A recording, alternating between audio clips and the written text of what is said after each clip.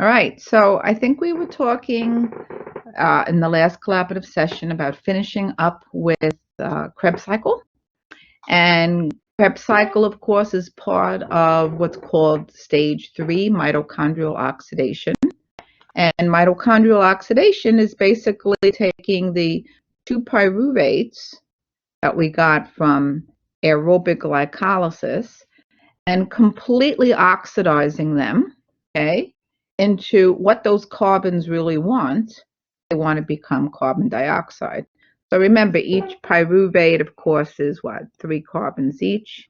So if you completely oxidize the total 6 carbons, okay, that you originally got from what? Glucose. Glucose became the 2 pyruvates. It's still 6 carbons.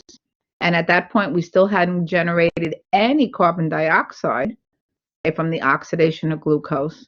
We don't actually start making carbon dioxide from the glucose until we get to stage 3, mitochondrial oxidation.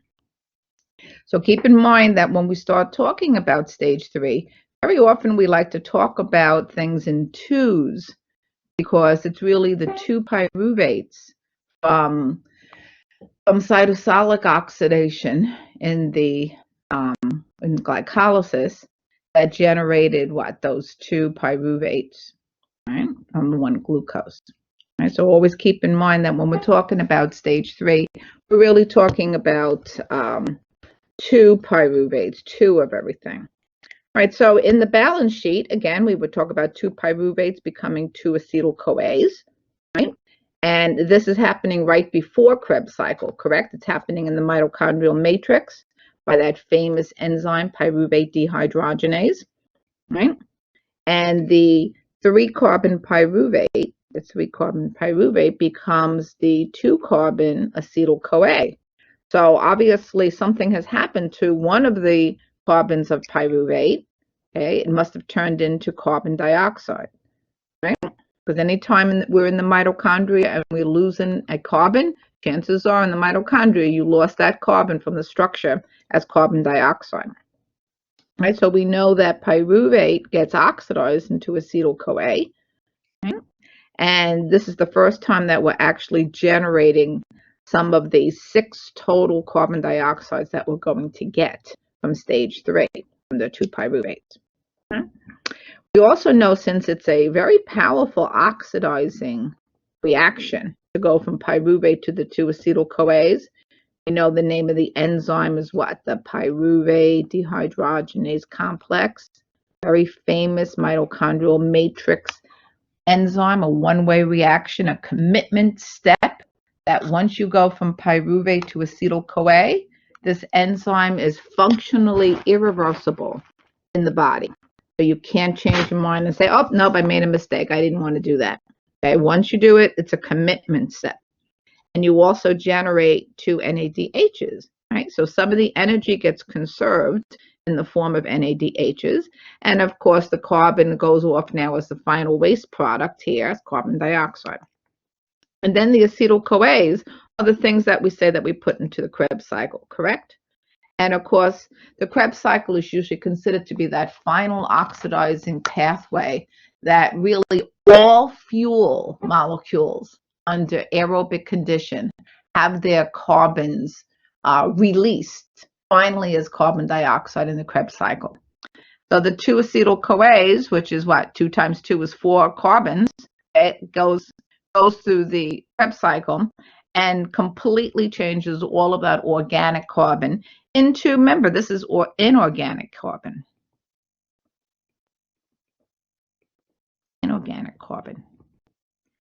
Not everything that has carbon in its formula is organic, according to the chemistry people. And one of the most famous inorganic forms of carbon is carbon dioxide. Okay, certainly in biochemistry, all our organic fuel molecules, this is all organic carbon. And certainly by the time we get to the Krebs cycle here, in fact, generally just stage 3 in general, okay, we would turn around, we would say that we'd be changing organic carbon compounds and releasing them through oxidation into inorganic carbon dioxide.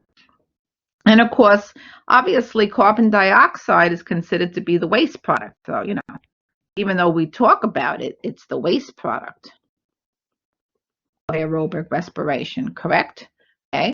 We're certainly interested in what's going to happen to these guys here.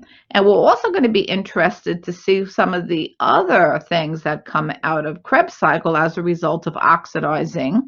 Okay, oxidation. Remember, we're going to be oxidizing acetyl-CoA. When you oxidize, you release energy, and let's hope that the cell can conserve some of the energy in a usable form. And certainly we know those two acetyl-CoAs, when they go through the Krebs cycle, there'll be just from the Krebs cycle 6 NADHs that come out, 2 FADH2s that come out, and then you'll also even be able to conserve some of the energy to phosphorylate a GDP into GTP. And of course, we do that twice. Okay? And then, of course, we might want to talk about, well, where are all these things, going to go? What are they going to finally end up as? Well, the 2 GTPs, okay, is equivalent to 2 ATPs, okay, because they have the exact same phosphoanhydride bond, okay, and if you make 2 GTPs, you can actually take 2 ATPs as an enzyme that allows you to kind of switch off the energy like this, correct? All right, so therefore this is a free kind of reaction. It's a fully reversible reaction. We could go backwards or forwards with this reaction. We just basically transfer the energy that's stored in the GTP and give that to instead ADP to make ATPs, which are more useful when it comes to the workers of the cell. So we say that they're equivalent. We don't actually make any ATP directly in Krebs cycle, but we make GTP, okay, which is equivalent, okay, to ATP, right? And certainly can be changed off into ATP because that would be a more useful form to do work in the cell. And of course, what's going to happen to the 6 NADHs? The 6 NADHs, each of them are carrying a pair of high energy electrons, and those are going to go to the what? To the ETC.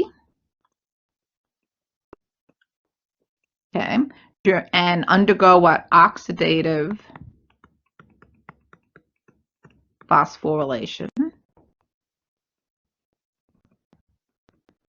Oxidative phosphorylation. And ETC and an important enzyme called ATP synthase.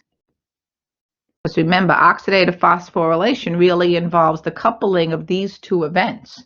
Okay, the electron transport chain, which accepts the electrons from NADH and FADH2s, right? And, okay, what's coupled to the electron transport chain, a very important membrane enzyme in the inner membrane of our mitochondria, okay, which is called ATP synthase, which actually what? Makes the ATP from ADP, does the phosphorylation work. So we would generally say that for every NADH that brings its pair of electrons to the electron transport chain, we would hope that we'd be able to get up to, we would say, 3 ATPs out of that. So if we say 6 times 3, right, times 3, now rounding up here, we might be able to get 18 ATPs out of that. That's pretty good. Remember how much ATP we got out of glycolysis? Changing glycolysis into 2 pyruvates? Woo, we got a big 2 ATPs that we netted. Take a look what's happening with stage 3. Okay, stage 3, we're getting a tremendous amount of ATPs out of all the activities that are taking place during mitochondrial oxidation.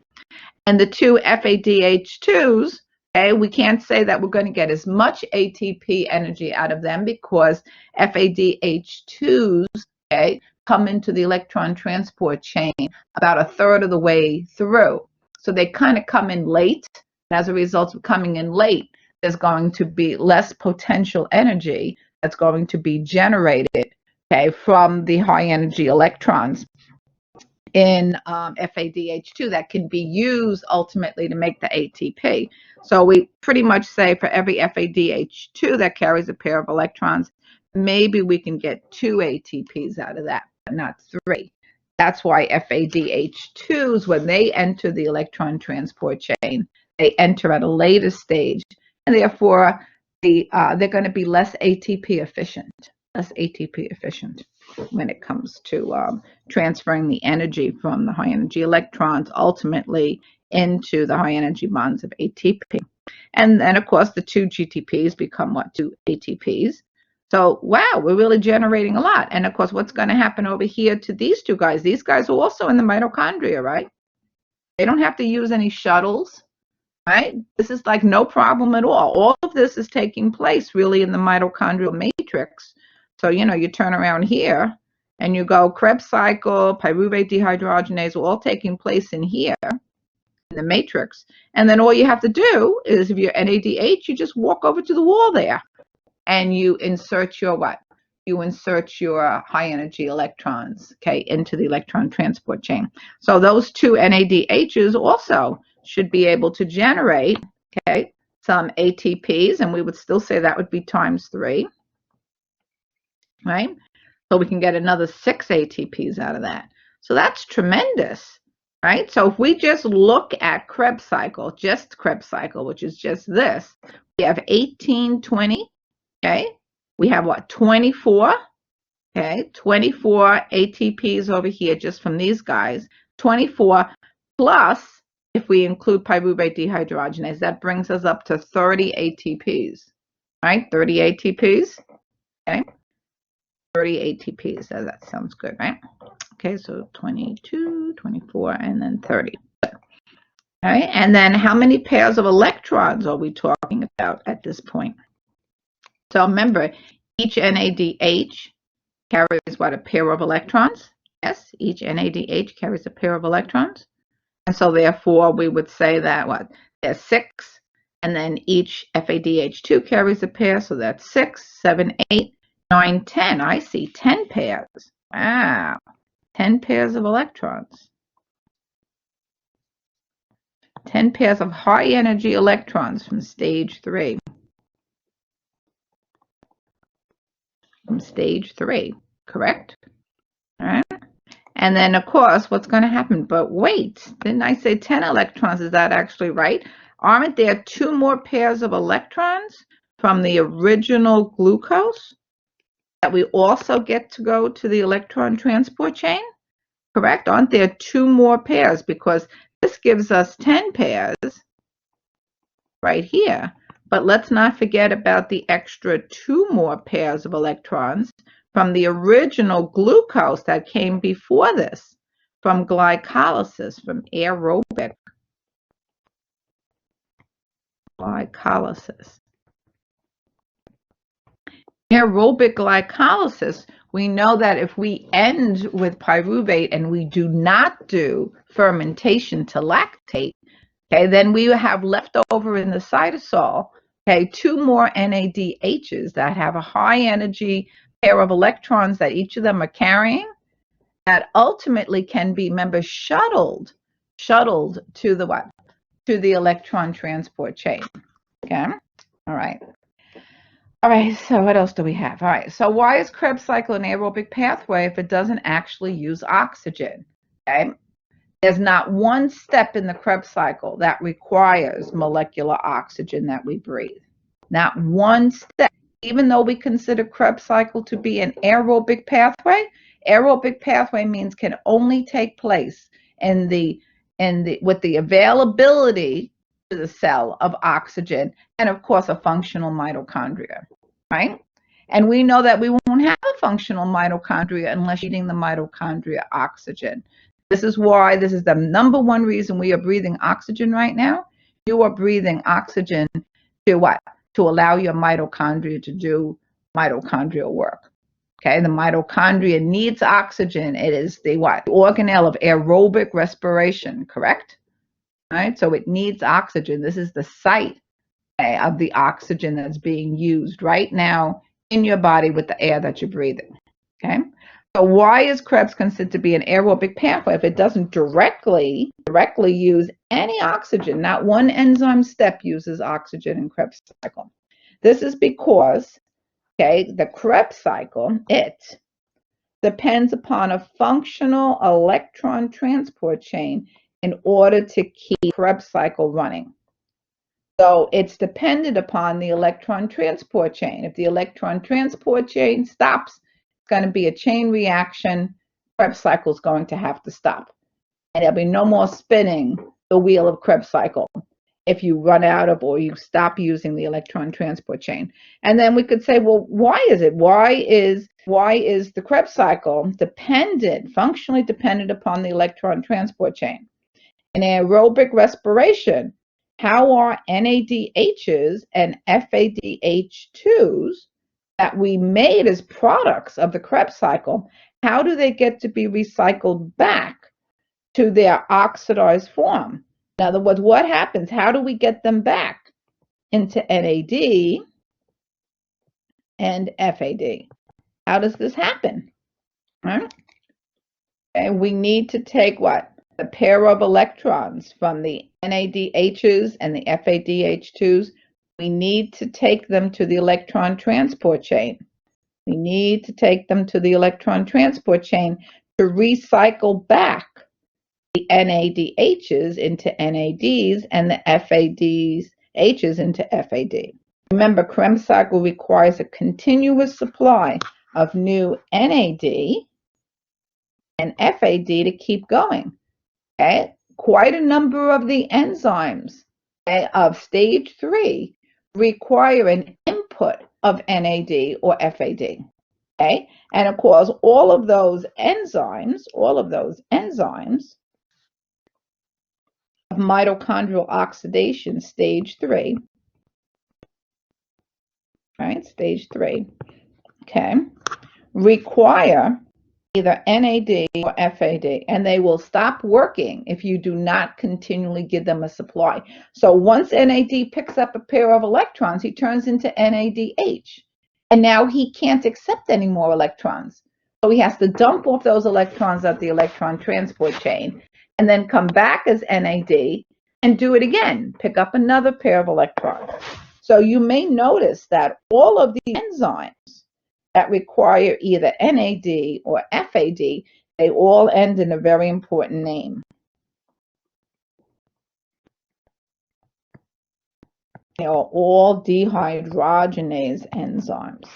Dehydrogenase enzymes, correct? And what does a dehydrogenase enzyme do? It's an enzyme that removes a pair of hydrogens from its substrate.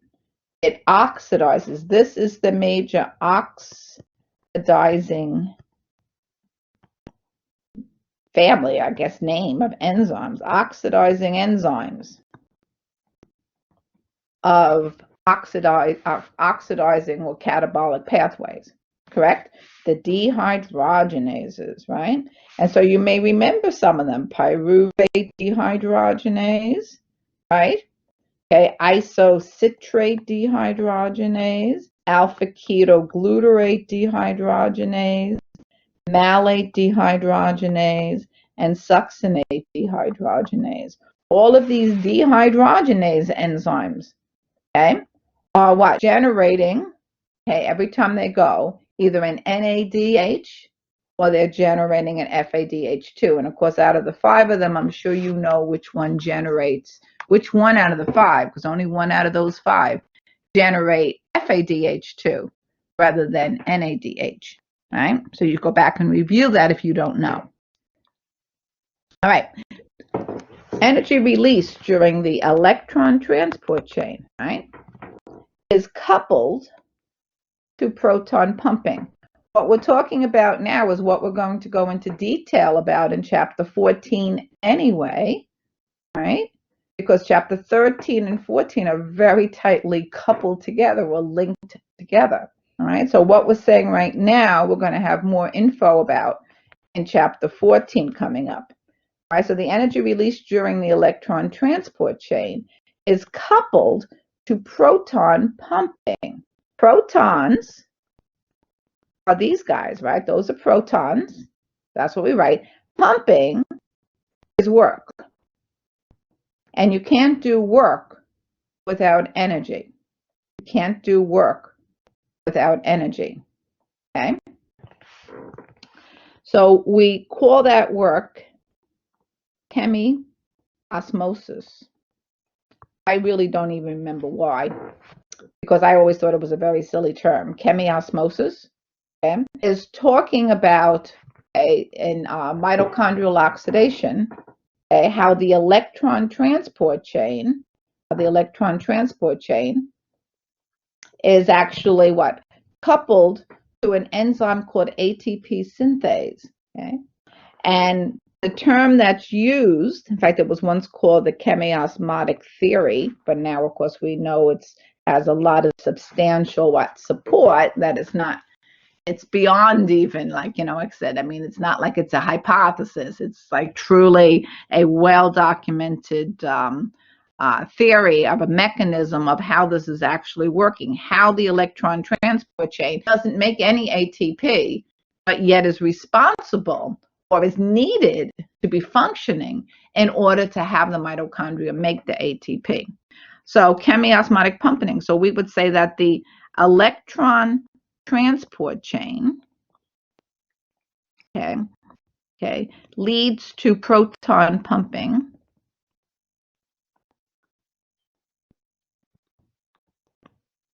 Okay, which then leads to ATP synthesis. Okay, the electron transport chain does work, and the work that it does is proton pumping. This proton pumping leads to what's called a proton gradient, okay, across the inner membrane that serves as a what? A battery. A battery. Okay, that's actually used by the enzyme ATP synthase. Okay. All right, so the electron transport chain does do work. Okay, high energy electrons come to it. The energy of those high energy electrons are slowly released during the electron transport chain as the electrons spontaneously move through the chain. And the energy that's going to be released, instead of it being released all as heat energy, gets conserved by some of the players of the electron transport chain, so that those players, those protein players, can end up doing some sort of work. And the type of work that the members of the electron transport chain do is proton pumping. And members, anytime you're doing any kind of pumping, this is work. This is active. This is energy requiring. The energy is coming from the high energy electrons. The high energy electrons are slowly releasing their energy, and that energy is being conserved by some of the members, the protein workers, okay, of the electron transport chain. And they're using that energy to push protons across the inner membrane to an area that those protons do not want to grow. So we take a look at this, and here we have the three major pumping components of the electron transport chain, correct? All right, so we take a look over here. This is going to be the electron transport chain. This is the intermembrane space. This side would be the matrix side, right? This is the matrix side. Okay, so notice that the electrons go in, okay, on the matrix side, correct? They go into the first component, and we'll talk about this more in the next process. And in the process of it coming into this one and moving through this one, some of the energy is released, and this big green guy then starts pushing hydrogen protons out of the matrix. Okay, pushing the hydrogen protons out of the matrix into the intermembrane space. And then we move to the next component. And the next component, when we get to the yellow guy, here's the next pumping component. As the electrons now move through the yellow component over here, we'll talk about the names later. Okay, again, some of the energy is going to be released and conserved by this protein complex. And then this protein complex is going to now what? Pump even more hydrogen protons out, correct? And then we move to the third pumping component, the last pumping component, which does the same things as the electrons move through. So some of the energy that's being released from the electrons gets to be conserved and used to do more proton pumping work.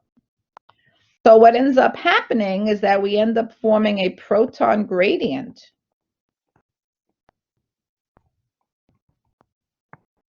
across the mitochondrial inner membrane. So if we had our inner membrane over here, we would say that there would be more hydrogen protons outside than there would be inside because we pumped them all out, correct? Right? They're being pumped out of there. Okay. And there's not only going to be a chemical gradient, but there will also be an electrical gradient as well, because what we're pumping out actually has a charge. So it's not a point that there's a higher concentration of hydrogen protons in the intermembrane space compared to the matrix. But on top of that, we also know that since you're pumping out positive charges and you're not pumping negative charges with it, the outside of the inner membrane takes on a positive charge, and the matrix side takes on a negative charge. Okay? And then this separation of charges forms a membrane potential.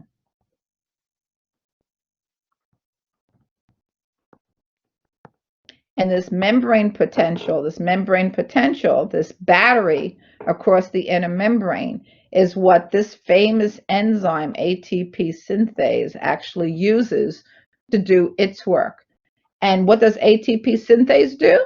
It does phosphorylation work.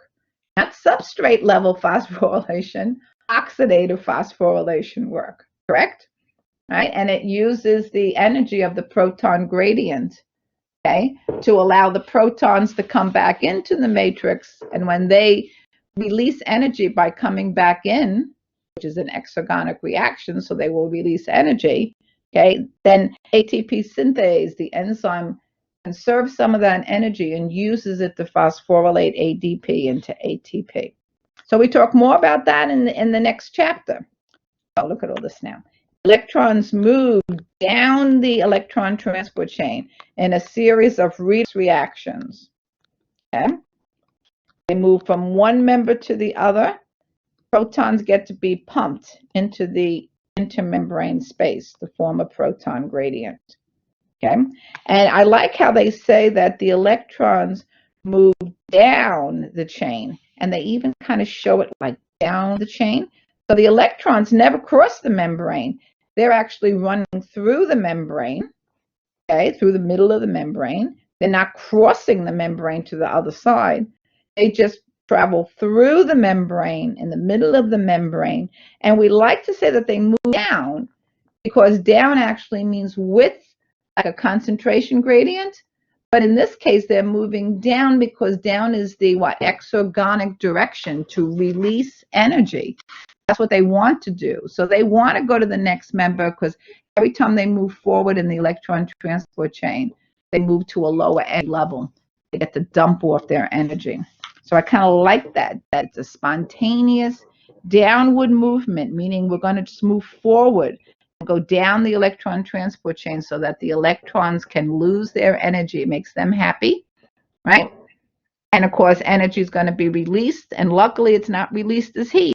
Some of it is released as heat. Not all of it is released as heat. Some of it is conserved by these very important, these three pumping complexes. Okay. Proton pumping is coupled to ATP synthesis, so we're showing you that here. Here we're at the ETC, right? And they're showing you by the time the electrons get to the end of the electron transport chain, they went in on the matrix side. And they come back out on the matrix side. And when they come back out, they're given to molecular oxygen, and oxygen gets reduced. Each oxygen atom, that's what this means here. Each oxygen atom picks up a pair of electrons. So it would be like saying each oxygen atom that has no charge picks up a pair of electrons, like that, okay, gets reduced. And then, of course, who's going to neutralize that? 2 hydrogen protons from the inside. And what would happen if I had O with a -2 and 2 hydrogen protons? That's going to give you an H2O, correct? So each oxygen atom picks up a pair of electrons and gets reduced into water. Correct? All right, so the oxygen gas that we're breathing right now picks up what? Each oxygen atom of the oxygen that we're breathing right now picks up a pair of electrons and gets reduced into water.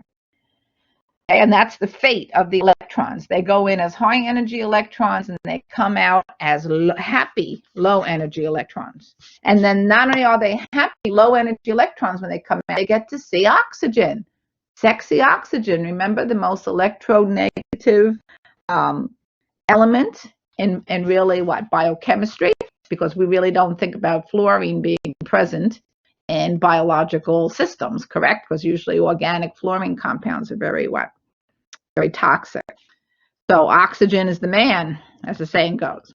And then, of course, what happens here? Now I got a whole bunch of angry hydrogen protons that have been pumped out to the intermembrane space. And I have this very interesting enzyme called ATP synthase, who's going to say, oh, you want to come back in? Come on back in. I'll let you back in.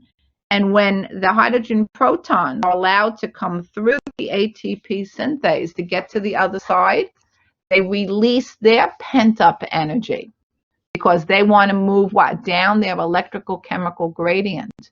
They want to move from high concentration to low concentration. They also want to move what? To the matrix side, because remember, the matrix side is what? Negatively charged. And out here, it's all positively charged. So they want to move down their electrical chemical gradient.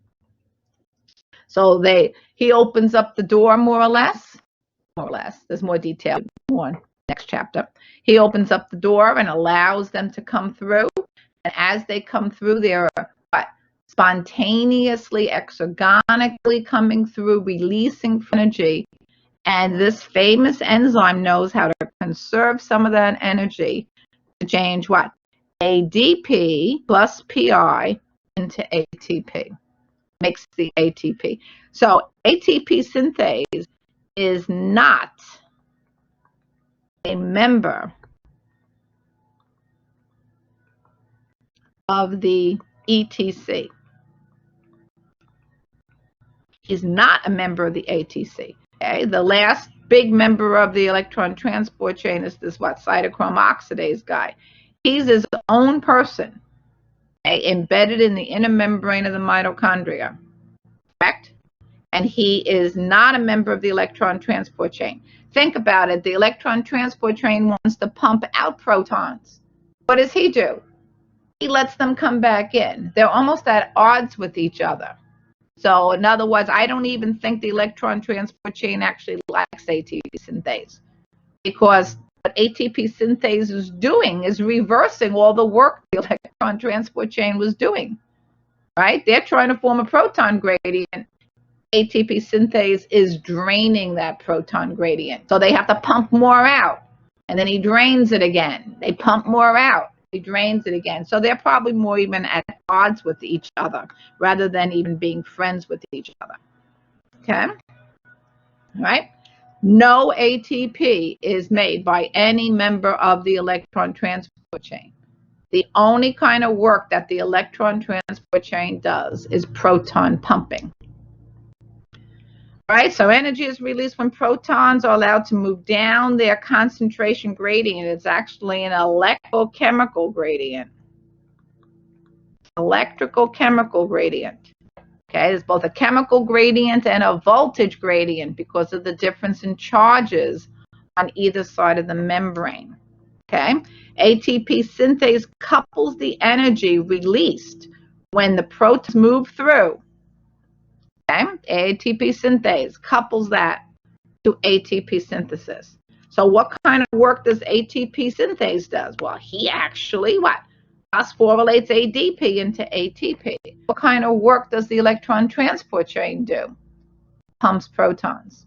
Got it? Okay. All right, during the aerobic oxidation of glucose, we said that there's a total of 12 pairs of electrons that end up in the electron transport chain. Remember, taking a look at this thing here, we would say that the carbons of glucose are oxidized into carbon dioxide, while the what? The 6 oxygens are reduced into water. Okay? All right, so here we got the 12 pairs of electrons in case you don't know where they come from. When we do glycolysis under aerobic conditions and we end with pyruvate and we don't do fermentation, we have 2 NADH that are in the cytosol, right? Cytosol, okay, that are generated. Then, of course, when we change the 2 pyruvates into 2 acetyl-CoAs, right, we make 2 more NADHs. The good thing here, though, is that what? We're now in the what? Mitochondria over here, because this is in the mitochondrial matrix. Pyruvate dehydrogenase, correct? Right? And then when the 2 acetyl-CoAs run through the Krebs cycle, it was said that we're going to generate 6 NADHs, 2 FADH2s. Correct? So we have 6, 7, 8, 9, 10, 11, 12. 12 pairs of electrons by the time we do the complete aerobic oxidation of glucose. 12 pairs of electrons. The 12 pairs of electrons are used to reduce the 6 oxygens, say them, 6 oxygens, into 6 waters. Correct? Okay? All right. So what are the molecules of oxygen in the equation above actually turned into? Most people look at this thing and they go, oh, I'm changing one gas into another. I'm changing oxygen into carbon dioxide. No. Carbon dioxide, none of the carbon dioxide comes from the oxygen. None of it. None of the carbon dioxide, okay, actually comes from any of the oxygen gas you're breathing. All of the oxygen gas in the equation becomes water. Okay? Right? The glucose, okay, is the responsibility. Glucose oxidation is responsible for forming the 6 carbon dioxides. Right? So what are the molecules of the oxygen in the equation above actually turned into? Do not say carbon dioxide. Please say that the oxygen is reduced into water. Right? Cool. Plants and cellular respiration. Green plants can use solar energy to make cellular energy. Remember, this is what we said happens during photosynthesis. Okay, that solar energy gets changed first into chemical energy, into cellular chemical energy, gets changed into what? ATPs and NADPHs. This guy carries a pair of high energy electrons that has what's called reducing power. Reducing power for anabolic reactions, because we know that ultimately in photosynthesis we're going to have to build a glucose. And in order to build a glucose out of carbon dioxide, you're going to need ATPs, okay, by some of the workers, and you're also going to need reducing power because you have to reduce the carbon dioxides back into organic carbon compounds. Plants then use the cellular energy to build the glucose out of carbon dioxide and water, correct? Right? Because remember the equation for photosynthesis. We usually write it as 6 carbon dioxides plus 6 waters is C6H12O6 plus what? 6 oxygen gases, correct? Right? And so there again, what's going to happen? We would turn around and we would say that what? The carbon dioxides, okay, are used to what? Used to make the glucose, correct? The sugar. Okay? And what's going to happen? The water is going to actually be changed back into what? Oxygen. So we're going to basically oxidize, okay, the water and reduce the carbon dioxide. So it's the exact opposite of what cellular respiration is. So if you know the equation for cellular respiration and what's happening, you just flip that around and you got the equation and you got what's happening, okay, in photosynthesis. So do plants do cellular respiration? If they can make ATP from solar energy, Okay, do they have to do cellular respiration? Okay, do plants have to or even need mitochondria? Okay, so a lot of people unfortunately have this totally wrong. We don't want seniors having it totally wrong. Okay, certainly plants not only do photosynthesis in the green plant cells, but all the plant cells have to also be able to do cellular respiration. And if they're doing cellular respiration, they're going to have what? Mitochondria to do that, correct? So remember, not all plant cells are even green. So first of all, not every plant cell in the plant can do photosynthesis. Only really the what? The leaves and maybe the stem, if it's green, are actually cells that are participating in photosynthesis. All the other non-green plant cells, how are they doing their ATP? How do you think that they're getting ATP? They have to do cellular respiration. And then even the green plant cells at night, even the green plant cells at night cannot do photosynthesis anymore. So now the glucose that they made, the fuel that they made in the day, they will now burn it at night. Okay? Because what? They have to then do cellular respiration with the fuel that they made, the glucose that they made, because all living cells have to be able to make ATP energy 24/7. Okay? Most organisms store fuel molecules. That would be a smart thing to do, right? Just kind of save up your fuel molecules for a rainy day. And this is even true in green plant cells. Green plant cells will be making glucose, and not just enough glucose for now, okay, but they'll be making up glucose and then even storing some of that glucose as starch, even within the chloroplast here. So in the chloroplast, we see that what? At the end of the day, we would end up having these what? Stainable starch granules in the chloroplast, in the stroma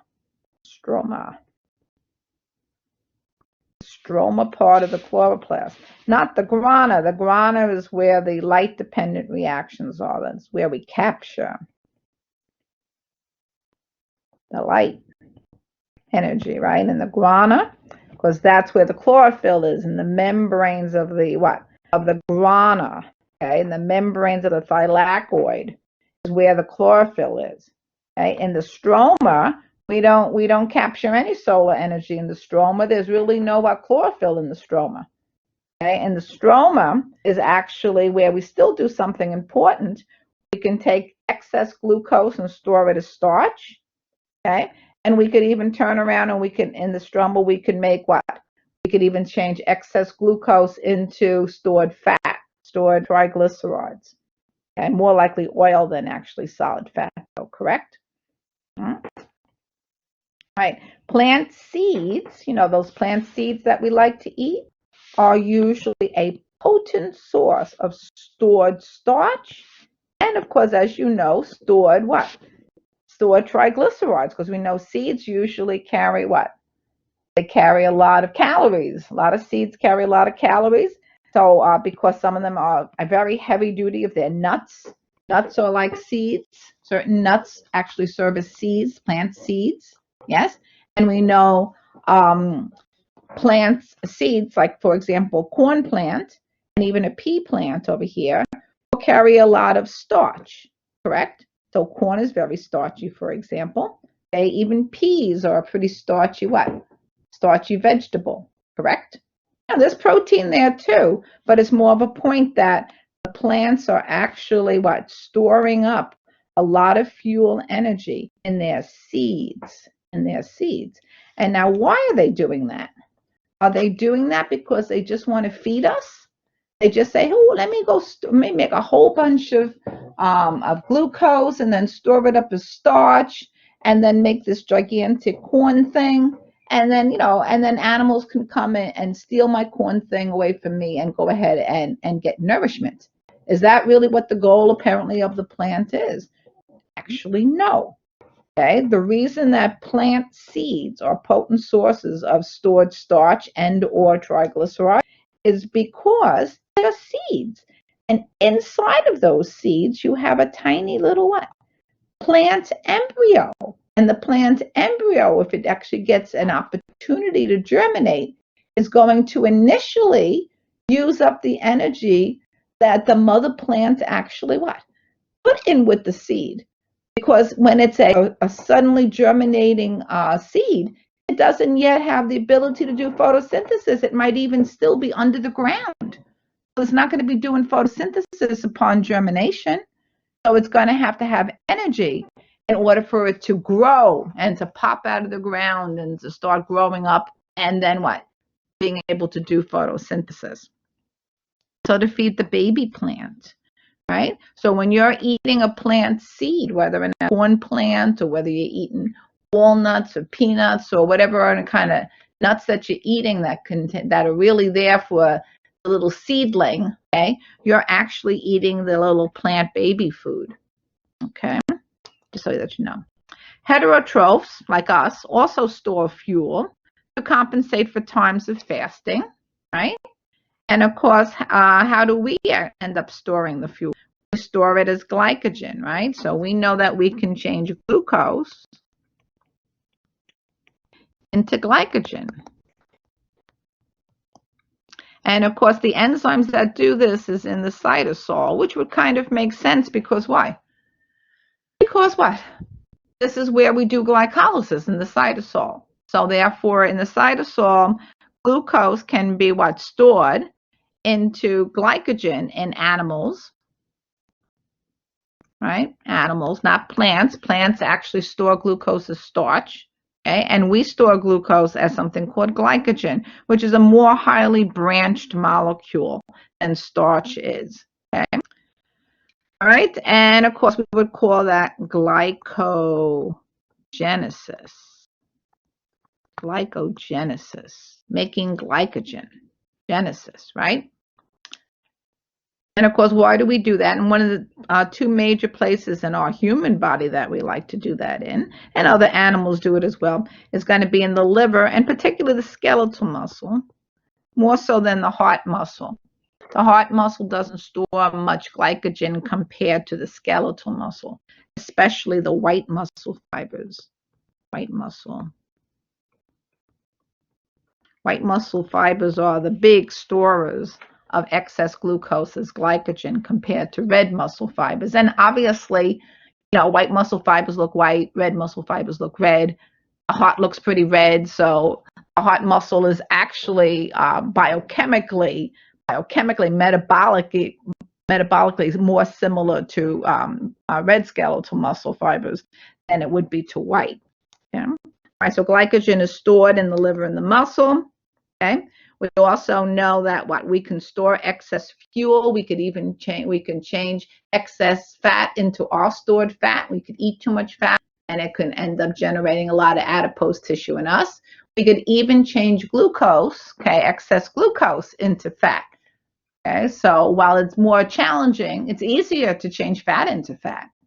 Okay, so if you eat fat, it's easier to store fat. But you also can change excess glucose calories into fat as well. Okay, triglycerides in the adipose tissue.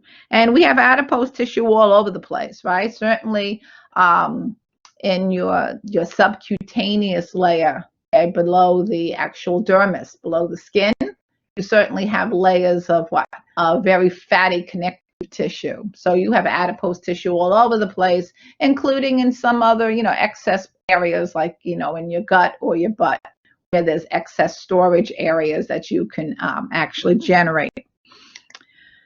All right, fat is a more practical form of stored energy than starch or glycogen. Okay, so it's actually more practical, okay, if you have excess calories, excess carbohydrates, to actually go forward and store it as triglycerides. Okay, it's more practical. This is because gram for gram, when oxidized, fat releases more than twice as much energy as carbohydrates. Remember the calorie count for fat, 9 kilocalories per gram versus 4 kilocalories per gram. And this has to do again with the carbon to oxygen ratio. correct? The carbon to oxygen ratio, as to why fat is a more potent source of energy, gram for gram, than carbohydrate or protein. So therefore, it's more practical to try to store grams of fat than the same number of grams of what? Carbohydrate. Okay? So another advantage of storing fat over carbohydrate is that fat can be stored in anhydrous form, which kind of makes sense because we know that fat and water and oil and water are not really the same, right? Fat is very nonpolar, correct? Whereas carbohydrates are very water compatible. Carbohydrates like to be hydrated. They like to surround themselves with water, or water likes to surround itself with them. Okay? And that would also even be true for glycogen. Even glycogen, while it doesn't have the water solubility because of its size, as something like glucose does, okay? Glycogen is very water compatible. In fact, each gram of stored glycogen also stores almost 3 grams of water with it. So that would be 1 gram of glycogen plus 3 grams of water. So every time you store glycogen, you're also storing water with it. In fact, more water weight than actually fuel weight, because again, this is the fuel. This is just what's going to be hanging out and making that fuel extra heavy in your body, because each gram of glycogen also surrounds itself with really 3 grams worth of water. Okay, so therefore you actually have in 4 grams of natural glycogen in your body. Okay, 3/4 of it is actually water. Whereas when we talk about storing a gram of fat, okay, fat actually is about, I think it's about 89% anhydrous. There's very little water that's actually associated inside the cell with a gram of fat. Okay. All right, so our fat reserves can last for months, as we know, correct? Whereas our glycogen reserves only last maybe a day or two. So if you stop eating carbohydrates, okay, you will drain your glycogen reserves. Even if you are eating other types of calories, you'll drain your glycogen reserves if you eat a carbohydrate-free diet for like 2 days. Okay, your glycogen is going to basically be gone. Those people that are on the high protein, low carbohydrates diet, okay, they drain their stored glycogen. And you have about 2 to 3 pounds of stored glycogen, I'd even say a day. Okay? If you store glycogen, you probably just gain glycogen weight plus an extra 2 to 3 pounds of water with it just to store it. So therefore, if you drain your glycogen, not only do you lose, say, a pound of glycogen, but you lose 2 or 3 pounds of water along with it, just because the glycogen is gone. If instead, okay, we needed to supply a month of glycogen instead of fat, like suppose you couldn't store fat, and we needed to store a month of glycogen, it would add about 60 pounds of weight onto you, and most of that weight would be water weight, just to store a whole month's worth of glycogen instead of just a day or two of glycogen. Okay, I told you, I said that each gram of glycogen, right? Each gram of glycogen is going to be storing about 3 grams of water with it. It's like 2.7. So you got to figure that if their glycogen is gone in a day or two, and suddenly now you actually need a month of glycogen, that's almost going to be 30 days in a month. Okay, that's going to definitely be about 60 pounds of water weight. Okay, so why bother even storing glycogen? If glycogen is not a very practical way of storing, why do we store any glycogen? Well, we do that because stored glycogen can help provide needed blood glucose during a fast. So there are certain tissues in your body that are heavily dependent upon glucose, really as their only fuel that they want to use or can use. And who would that be? An aerobic tissue. It's the brain and the nervous system. The brain seems to very selectively really only want glucose as fuel. So therefore, when you're maintaining your blood glucose, you're trying to keep your brain alive by doing that. That's why if your blood glucose drops down, you'll pass out, correct? You could pass out if your blood glucose drops down because suddenly your brain will not be getting what? A supply of glucose, right? So how is it going to be burning any fuel? Okay, and it would stop working, and then you're going to pass out. So therefore, an aerobic tissue that loses glucose and really doesn't like to burn other kinds of fuel is going to be the brain and the central nervous system in general. Okay. And also we have some anaerobic tissue as well that always wants to burn glucose because anaerobic tissue can only burn carbohydrate. And one of the big things we said would be red blood cells. We said red blood cells are purely anaerobic. They have no mitochondria, so they can't do stage 3. They can only do what? They could only do cytosolic oxidation to make ATP energy. And then there's other tissues as well, and some others to a lesser degree. I'd say white muscle fiber again. White muscle fiber. And then there's a few other stray areas of your body that actually only use the cornea of your eye. The cornea of your eye only uses glucose. Okay, cornea of your eye is actually alive, but it doesn't have a good blood supply. It only gets its nourishment through diffusion from distant blood areas or tissue areas, right? And also because it's the cornea of your eye and it has to be transparent, okay? The cells of the cornea of the eye really lack not only a nucleus, but they're going to lack large organelles such as the mitochondria. Otherwise, there'd be a lot of diffraction going on and you wouldn't be able to see well. So there's different areas of your body that are really purely kind of all very anaerobic. Red blood cells for sure. You got plenty of them. All right, so glycogen can generate many glucoses. Stored fat cannot generate any glucose. See, that's the big problem. So it's nice to store fat because it's a potent source of what? Of energy for aerobic tissue, right? Aerobic tissue loves to have fat, loves to burn fat because you can get a lot of energy released from burning fat if you're an aerobic tissue. Okay?